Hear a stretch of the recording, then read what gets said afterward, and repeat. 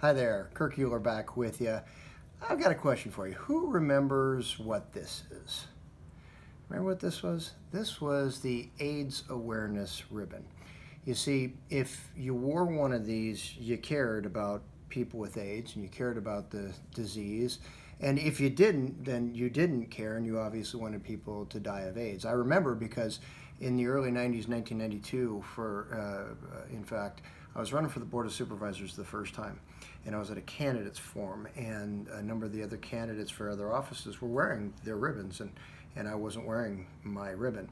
And so I was asked by somebody in the audience if I didn't care about finding a cure for AIDS, and my response was, so if I put on a ribbon, will somebody be cured of AIDS? And she said, well, of course not. It just means that you care. Well, let me introduce you to the 2020 COVID-19 equivalent of the red ribbon. The face mask. You see, the face mask is today's sign that you care. And more importantly, sorry, I can't have that stupid thing on. More importantly, if you don't wear one, then obviously it means you don't care. Nothing these days seems to be more controversial than somebody wearing a mask, or more importantly, not wearing a mask, and therefore suffering the ire and the scorn of those who are wearing masks. And since it's hard to get data that isn't tainted by the politics of today, I actually went back and found a story from December 4th, 2017. This was back, Reuters did this report out of Delhi, India, with huge air pollution problems there and all the rest. And so they were trying to figure out if the use of face masks in Delhi, India was actually helping people overcome respiratory issues, all the rest associated with the pollution. And here's what they determined is that while ill-fitting masks let in pollutants, masks that fit too tightly can be problematic. A person wearing any kind of mask faces breathing resistance as air filters through the device, making the wearer work harder to inhale than he would without the mask. This can have several adverse physiological effects when the mask is worn for long periods of time. Moreover, carbon dioxide that gets exhaled is trapped in the chambers of the mask and re-enters the body every time the mask users inhale. This delivers less oxygen in the body than when the person is not wearing the mask, said the doctor and scientist at the Central Pollution Control Board. It can lead to oxygen shortage, suffocation, respiratory trouble, and heart attacks. And he went on to point out that masks are a potential source of bacteria and viruses, quoting, the moisture from exhaling inside the mask when in constant contact with 37 degrees Celsius warm human body becomes the ideal place for virus and bacteria to thrive.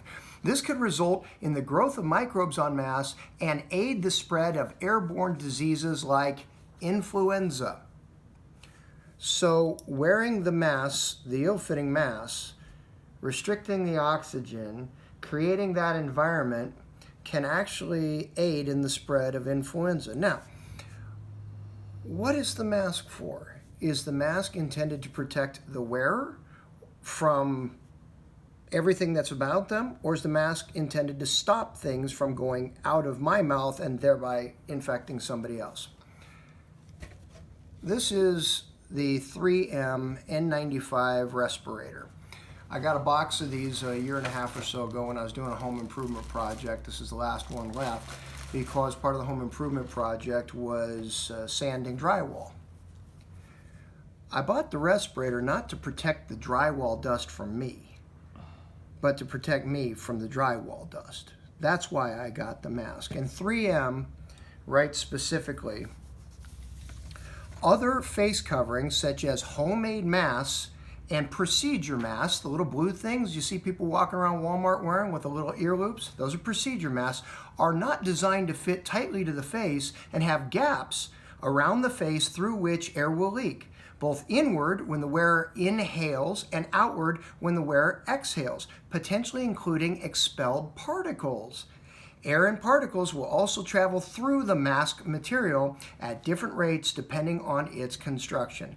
That's why, unless you see somebody wearing something like this, an actual N95 respirator or something equivalent, they're doing nothing but diluting themselves. 3M writes, the respirators are intended to help protect the wearer. Protect the wearer. That's why you have the mask. If you're concerned, you wear the mask. They do this by helping reduce the wearer's exposure to airborne contaminants. When properly selected and worn, respirators are safe and effective for this use. So, if you're concerned about your health, you need to be wearing something like this.